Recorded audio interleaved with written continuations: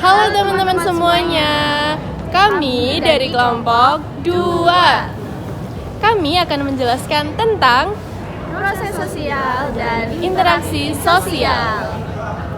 Pose with the bands. Pose with the pose with the pose with the pose pose with the bands. Pose with the pose with the pose pose pose with the bands. Pose with the bands.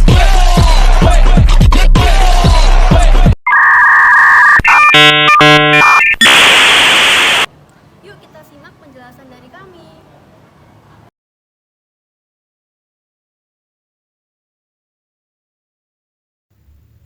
Untuk memahami masyarakat, kita tidak hanya melihat strukturnya, tetapi juga proses sosial yang membuatnya hidup dan berkembang. Proses sosial menjelaskan bagaimana individu dan kelompok saling berhubungan, saling mempengaruhi, serta membentuk pola kehidupan bersama. Interaksi sosial menjadi dasar dari seluruh proses tersebut. Melalui interaksi, baik berupa kerjasama, komunikasi, maupun persaingan masyarakat, mengalami perubahan dan membangun pola hubungan yang dinamis. Tanpa interaksi sosial, kehidupan bersama tidak mungkin terwujud. Karena itu, memahami proses sosial dan interaksi sosial sangat penting untuk melihat bagaimana masyarakat bergerak, berubah, dan mempertahankan keberlangsungannya. Apa aja sih faktor-faktor interaksi sosial? Faktor utama interaksi sosial. Interaksi sosial adalah kunci utama kehidupan sosial.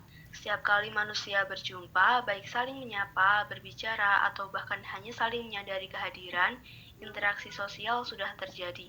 Interaksi ini bisa berlangsung antar individu, antar kelompok, atau antar individu dan kelompok. Bentuk interaksi dapat terlihat dalam berbagai situasi, dari hubungan bersahabat hingga konflik antar negara, dari tradisi masyarakat hingga hubungan guru dan murid. Interaksi hanya terjadi ketika dua pihak saling memberi respons. 4 faktor utama interaksi sosial. Yang pertama, imitasi. Imitasi mendorong seseorang untuk meniru. Yang kedua, sugesti. Sugesti muncul saat seseorang menerima pengaruh secara emosional. Yang ketiga, identifikasi.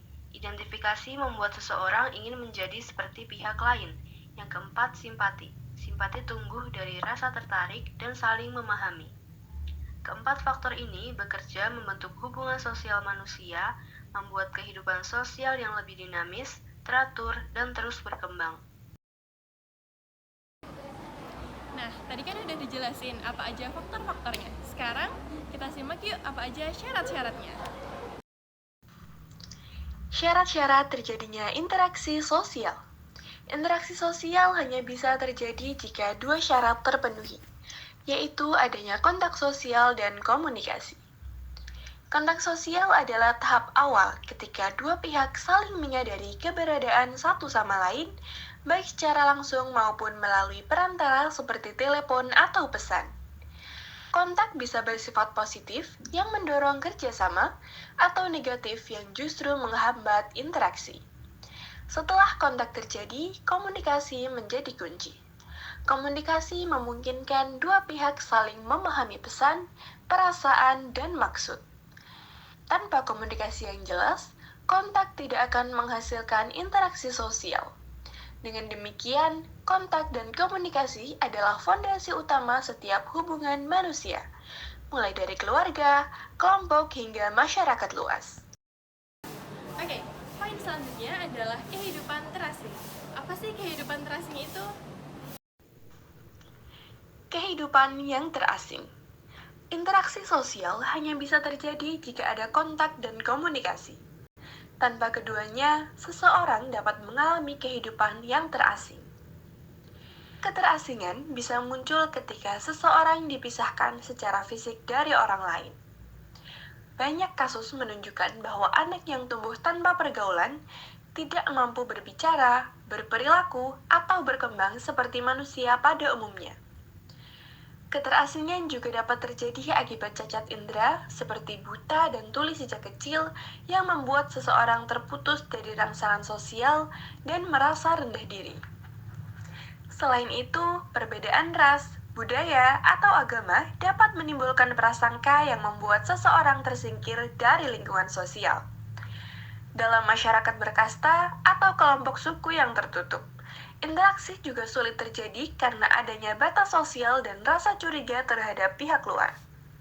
Semua ini menunjukkan bahwa tanpa hubungan sosial yang sehat, perkembangan pribadi dan kehidupan bermasyarakat tidak dapat berlangsung dengan baik. Kalian tahu nggak sih bentuk proses sosial asosiatif?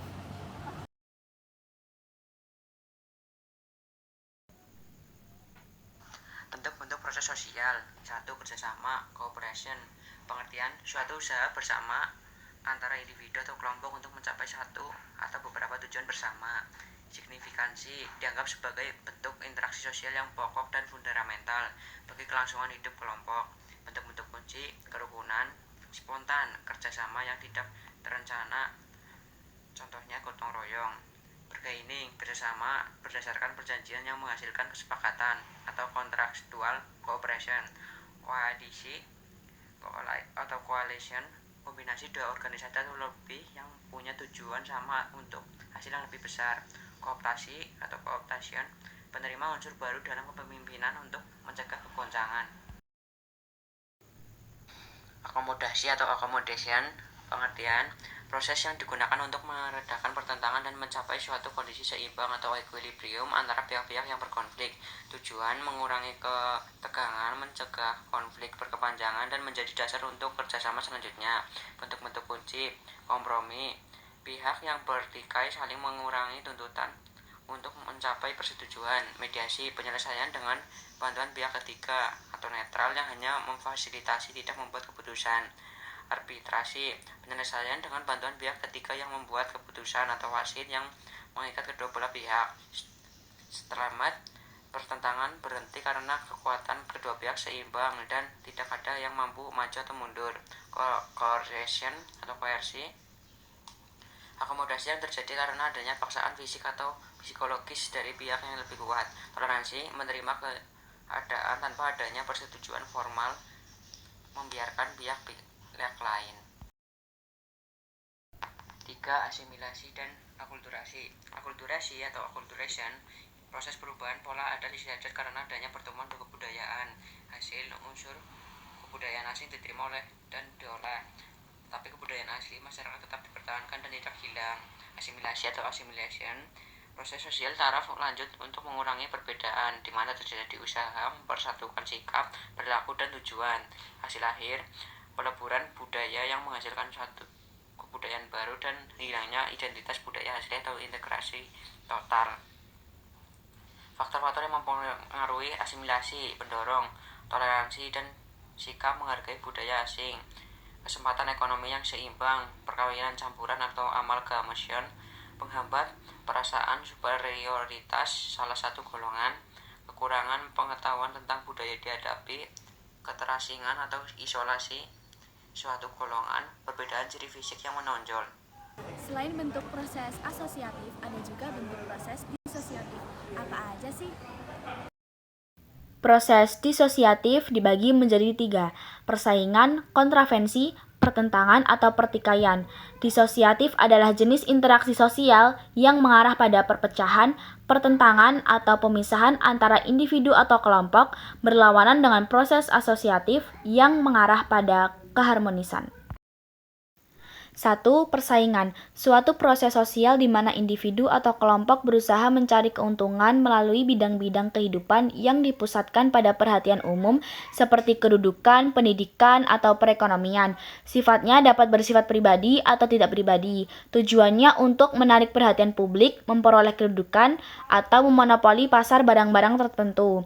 Fungsi positifnya mendorong individu untuk berusaha mencapai tujuannya, berfungsi sebagai alat penyaring atau alat penyeleksi individu pada kedudukan sosial dan peran yang sesuai dengan kemampuannya. 2. Kontravensi, bentuk proses sosial yang berada di antara persaingan dan pertentangan. Sifatnya ditandai dengan gejala-gejala ketidakpastian, penolakan, kebencian, atau keraguan-raguan terhadap usulan pihak lain.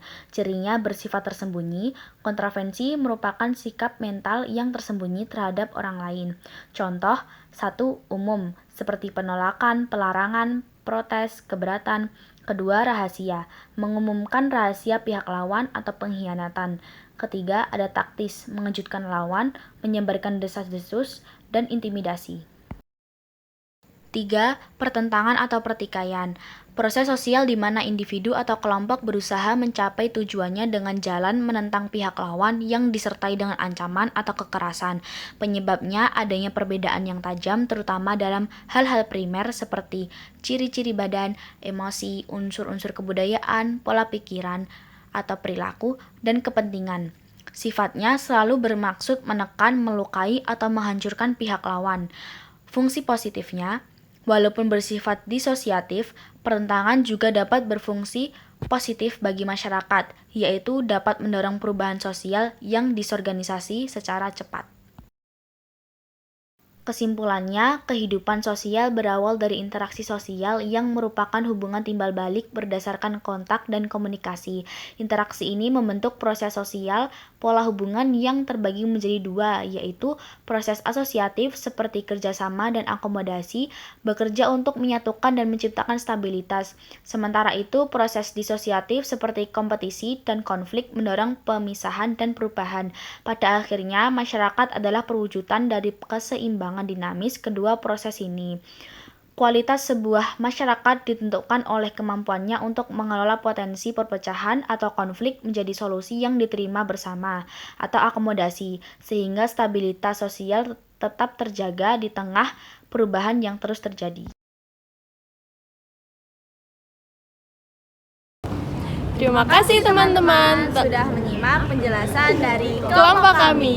Bye-bye. Bye-bye. End of flashback. Kelompok kami duduk mending penutupnya piye? Yang simpel apa? Lebih simpel dan Teman-teman sudah menyimak penjelasan dari kami. terima kasih. Terima kasih. Dadah. Ya Allah, ikan mah kerekam aja.